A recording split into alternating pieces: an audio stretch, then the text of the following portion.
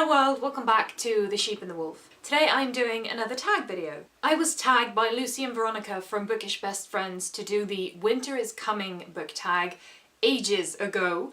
I will link their channel down below as well as the original video. Now, winter is not coming. It has just passed, in fact, and spring is here. But to get into a wintry mood, I thought I'd put on a wintry outfit, and now I'm really warm because it's not winter anymore. But oh well, suffering for my art and dedication and all that.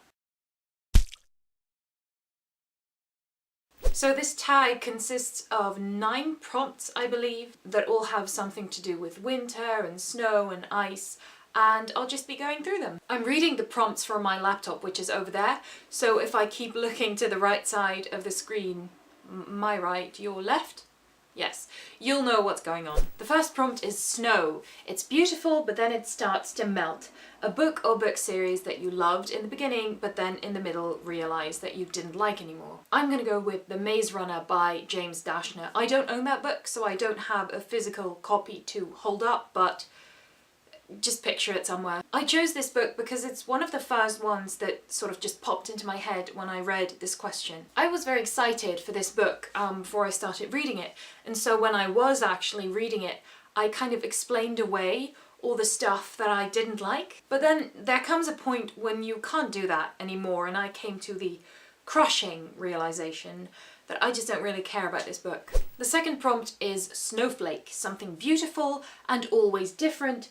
Choose a book that stands out, that is really different from all the other books you've read. This is difficult because despite some sort of general tropes that always come back in certain genres such as YA, science fiction, fantasy, all the books really are different, you know? Every book is different. Some of them only kind of marginally, but many are very, very original and completely unique. In the end though, I chose this book, Melnitz by Charles Lewinsky. This is a Dutch translation and it's called Het lot van de familie Meyer, which literally translates to the fate of the family Meyer. The reason that I chose this book is because there aren't that many that cover such a massive, massive story. It's a family saga that covers 5 generations, so it's pretty rare to see that in one book as a standalone and not as a series. The third prompt is snowman. It's always fun to make one with your family. Choose a book that the whole family could read.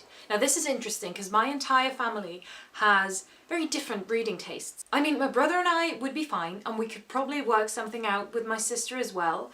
But my mum and dad have completely different preferences when it comes to reading. I have a few books that I think my dad would love, and I have a few books that I think my mum would love, but they don't really overlap. So I thought maybe a collection of short stories so that everyone can kind of pick what they like, and you know, there is a bit for everyone. So I came up with A Cat, a Hat and a Piece of String by Joanne, and I think that might actually work. I might have all my family members read it just for the heck of it. Prompt number 4 is Christmas. Choose a book that is full of happiness that made you warm inside after reading it. It would be kind of obvious to go with one of the Harry Potter books, so I don't think I will do that. I'd want to pick The Help by Kathryn Stockett, although I do seem to remember that the book ends on a slightly more ominous note than the film, but I might have made that up, I don't know.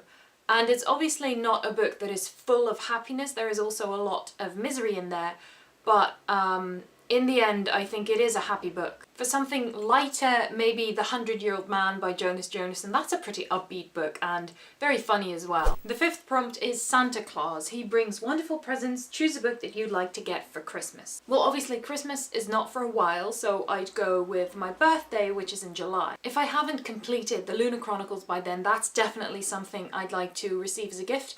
And also the Mime Order, which is the sequel to The Bone Season by Samantha Shannon. But I'd want it to match my copy of The Bone Season, which is pretty tiny as you can see, so that might be tricky. I think I'd rather get it myself than get a wrong edition. Prompt number 6 is snowballing. It can be pretty painful to be hit by a snowball.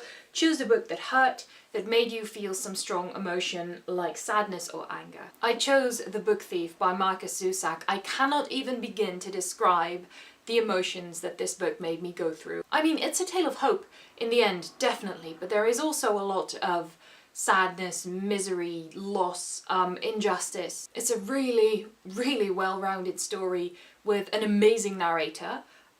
that's guaranteed to make you feel something. The next prompt is sledding. We all loved it when we were younger. Choose a book that you loved when you were a child. Ages ago I did a video on some of my childhood books, which I will link here.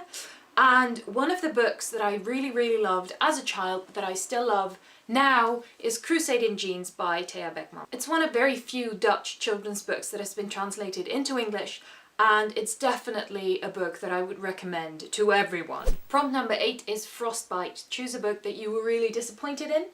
If you've been watching my videos recently, you know which book I'm gonna pick, but I'm gonna say it anyway. It is Wildwood by Colin Meloy. I had pretty high expectations for this book, so maybe I was just setting myself up for disappointment, but still, it wasn't pleasant. The final prompt, number 9, is Reindeer, something that is dear to us. I love the pun there. Choose a book that is of great sentimental value to you. Well, I haven't answered any of the prompts with a Harry Potter book so far, so I think it's time to do that now. I think that if I'd have to pick one book, I would probably go with the first one, Harry Potter and the Philosopher's Stone by J.K. Rowling, because that's just, you know, the gateway to the rest of the series and the beginning of the amazing adventure. So that was the winter is coming tag. In spring, I just realised that this video ties in perfectly with the beginning of the new season of Game of Thrones, so I guess I could use that as an excuse. I'm not actually going to tag anyone because it's not winter. Winter is not coming right now. But if you see this video and you want to do it, by all means feel free to do it. Thank you for watching, I hope you enjoyed this video, and I will see you again next time.